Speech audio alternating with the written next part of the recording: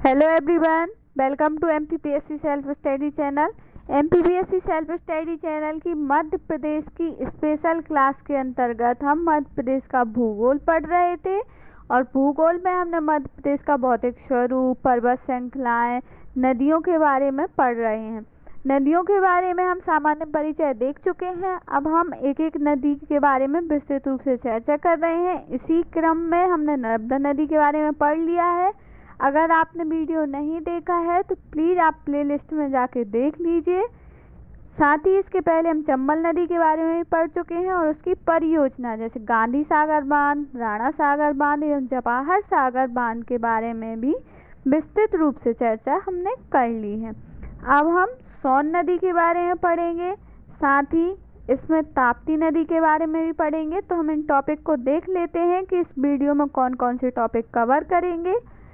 सोन नदी का सामान्य परिचय, उद्गम स्थल, सहायक नदियाँ, बाण सागर परियोजना के बारे में भी पढ़ेंगे जो सोन नदी पर स्थापित है। इसके अलावा हम दूसरी नदी ताप्ती नदी, उसका उद्गम एवं समागम, सहायक नदियाँ, परियोजना एवं अन्य फैक्ट भी पढ़ेंगे। तो हम स्टार्ट करते हैं सोन नदी से। सोन नदी अमरकंटक की पहाड़ी से नर्मदा नदी के उद्गम से 2 किलोमीटर की दूरी से उद्गमित होती है और यह शीघ्र ही अर्थात यह तीव्र गति से पूर्वी पठार या बघेलखंड के पठार को पार करके नीचे उतरती है, जिसके कारण यह नदी अनेक जलप्रपात एवं प्राकृतिक स्थलों का निर्माण करती है। इस नदी की बाढ़ बड़ी ही आकस्मिक एवं विनाशकारी होती है। ऐसा कहा जाता है कि लगभग 1000 वर्ष पूर्व सोन नदी गंगा नदी में पाटलिपुत्र, पटना आधुनिक नाम पटना जो बिहार में स्थित है, के समीप मिलती थी, किंतु कालांतर में इसकी विनाशकारी बाढ़ के कारण इसने अपना मार्ग बदल लिया और यह नदी गंगा में दीनापुर से 62 किलोमीटर की दूरी पर मिलती है। सोन नदी एक अंतर्राज्यीय नदी है जो मध्य प्रदेश, उत्तर प्रदेश एवं बिहार में प्रवाहित होती है। इसकी लंबाई 780 किलोमीटर है। महत्वपूर्ण तथ्य देख लेते हैं हम सोन नदी के बारे में। तो इसका प्राचीन नाम सोनभद्र, सोन, स्वर्ण एवं हिरण्यवाय आदि है। इसके साथ ही इसका उद्गम अमरकंटक की पहाड़ियों अनूपपुर से होता है। यह इस प्रकार से यहाँ अनूपपुर से उद्गम होता है, साथ ही यह ऐसी पूर्व की ओर उत्तर पूर्व की ओर प्रवाहित होकर उत्तर प्रदेश एवं बिहार में प्रवेश करके गंगा नदी में सीधे मिलती है। तो यह गंगा की सहायक नदी है और यह गंगा में दीनापुर, पटना के निकट मिलती है। कुल लंबाई 780 है, जिसमें से मध्य प्रदेश में 509 किलोमीटर प्रवाहित होती है। तटवर्ती जिले तो हम देख लेते हैं मध्य प्रदेश में कौन कौन से इसके तटवर्ती जिले हैं। तो यह अनूपपुर, शहडोल, उमरिया, सीधी और सिंगरौली जिले से प्रवाहित होकर उत्तर प्रदेश में प्रवेश करती है और उत्तर प्रदेश के सोनभद्र, मिर्जापुर जिले में प्रवाहित होती है। इसके साथ ही जब यह उत्तर प्रदेश से बिहार में प्रवेश करती है तो सासाराम, बक्सर जिलों में प्रवेश करके पटना में गंगा नदी में दीनापुर के निकट मिल जाती है। इसकी सहायक नदियाँ तो जोहिला, रिहंद, गोपद एवं बनास नदी सोन नदी की सहायक नदियाँ हैं। अपवाय क्षेत्र क्या होता है? तो यह हमने देखा था कि जब कोई नदी अपने मार्ग में प्रवाहित होती है तो उसके आसपास जो उसकी सहायक नदियाँ उसमें मिलती हैं या उसका जो जल ग्रहण क्षेत्र होता है उसे अपवाय क्षेत्र कहते हैं। सोन नदी का अपवाय क्षेत्र 17,900 वर्ग किलोमीटर है। इस पर संबंधित परियोजना या सोन नदी से संबंधित कौन सी परियोजना है? तो बाण सागर परियोजना सोन नदी पर स्थापित परियोजना है। यह मध्य प्रदेश, उत्तर प्रदेश और बिहार की संयुक्त परियोजना है। इस प्रकार से हमने देखा सोन नदी के बारे में कि सोन नदी का उद्गम कहाँ से होता है, इसके तटवर्ती जिले कौन से हैं, सहायक नदियाँ कौन सी हैं। अब हम इस पर निर्मित बाण सागर परियोजना के बारे में देखते हैं। तो विंध्य क्षेत्र में सोन नदी पर निर्मित बाणसागर परियोजना की आधारशिला वर्ष 1978 में तत्कालीन प्रधानमंत्री मोरारजी देसाई ने रखी थी। बाणसागर परियोजना मध्य प्रदेश, उत्तर प्रदेश एवं बिहार राज्य की संयुक्त परियोजना है। इस परियोजना के प्रथम चरण के अंतर्गत मुख्य बांध रीवा और शहडोल मार्ग पर शहडोल जिले के देवलोद नामक गांव में निर्मित किया गया है। यह देवलोद नामक स्थान पर निर्मित है। इस बांध की ऊंचाई 32 मीटर जबकि लंबाई 1020 मीटर है। इस बांध का उद्घाटन 2006 में पूर्व प्रधानमंत्री अटल बिहारी वाजपेयी जी ने किया था। यह परियोजना मध्य प्रदेश के शहडोल, सतना, रीवा, उमरिया, सीधी एवं सिंगरौली जिले की लगभग 1.54 लाख हेक्टेयर कृषि भूमि सिंचित करती है। बाणसागर परियोजना में द्वितीय चरण में भी बांध बनाए गए हैं, अर्थात बाणसागर जो सोन नदी पर परियोजना है इसके अंतर्गत 3 परियोजनाएं संचालित हैं। तो द्वितीय चरण में जो बांध बना है वह उत्तर प्रदेश के सोनभद्र एवं मिर्जापुर जिले की सीमा पर बना है और इस बांध का नाम भी बाणसागर बांध सेकंड है। वह बाणसागर बांध फर्स्ट था और जो उत्तर प्रदेश में बांध बना हुआ है उसका नाम बाणसागर बांध सेकंड है। इसका शिलान्यास 2016 में प्रधानमंत्री नरेंद्र मोदी ने किया था और इस परियोजना के तृतीय चरण के रूप में, मतलब इन परियोजना को और आगे बढ़ाने के लिए तृतीय चरण के अंतर्गत बिहार राज्य में पटना जिले में बाणसागर बांध तृतीय निर्मित किया जा रहा है या थर्ड निर्मित किया जा रहा है।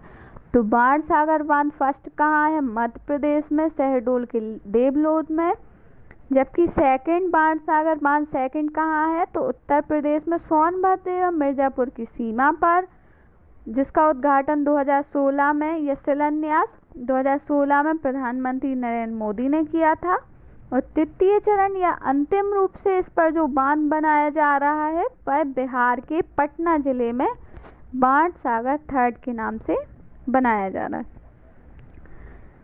बाणसागर परियोजना का कार्य पूर्ण होने पर मध्य प्रदेश की 1.54 लाख हेक्टेयर कृषि भूमि सिंचित होगी, उत्तर प्रदेश की 1.5 लाख हेक्टेयर भूमि तथा बिहार की 90,000 हेक्टेयर कृषि भूमि सिंचित होगी। इस परियोजना पर जल विद्युत संयंत्र भी स्थापित किए गए हैं और इसकी विद्युत उत्पादन क्षमता 425 मेगावाट है। 425 मेगावाट इसकी विद्युत उत्पादन क्षमता है, जिसमें इन तीनों राज्यों मध्य प्रदेश, उत्तर प्रदेश, बिहार का अनुपात इस प्रकार है 2:1:1, अर्थात 50% विद्युत मध्य प्रदेश को प्राप्त होगी और 25% विद्युत बिहार एवं उत्तर प्रदेश को प्राप्त होगी।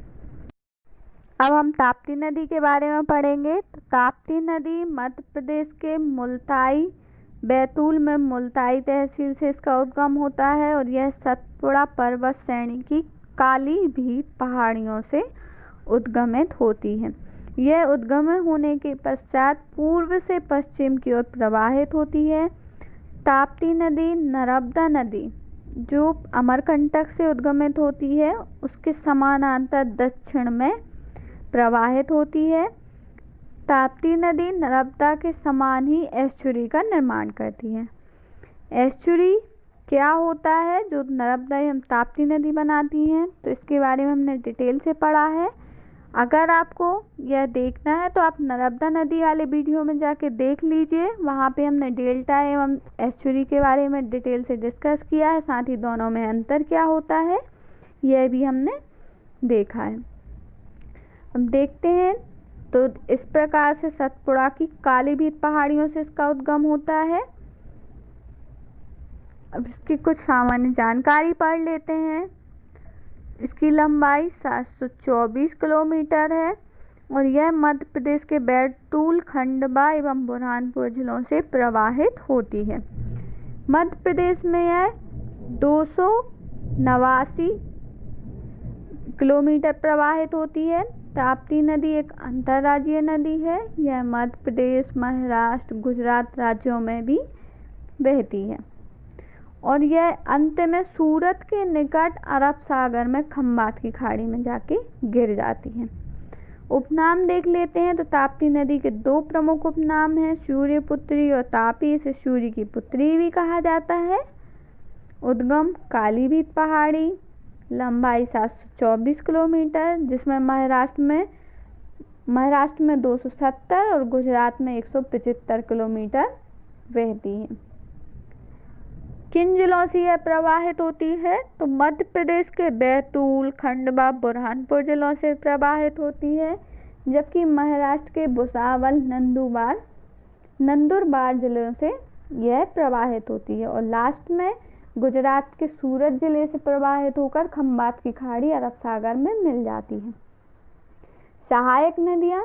ताप्ती नदी की दो प्रमुख सहायक नदियाँ हैं, जिसमें से पूर्णा महाराष्ट्र से इसमें दक्षिण की ओर से मिलती है, जबकि बोरी मध्य प्रदेश से उत्तर की ओर से इसमें मिलती है।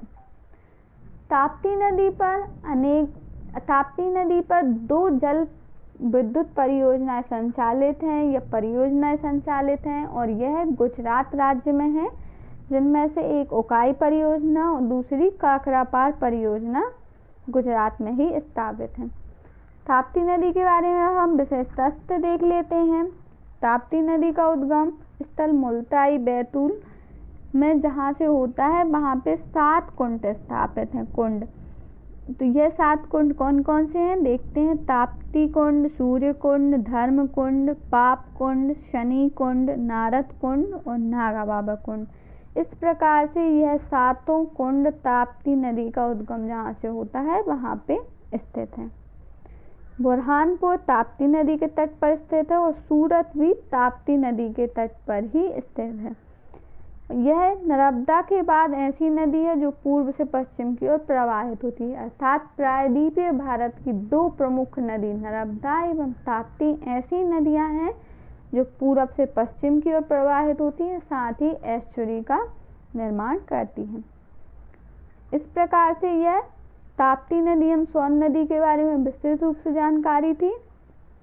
नेक्स्ट वीडियो में हम नई नदी के बारे में पढ़ेंगे।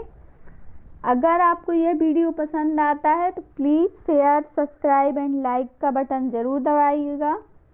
Thank you for watching MPPSC self study channel.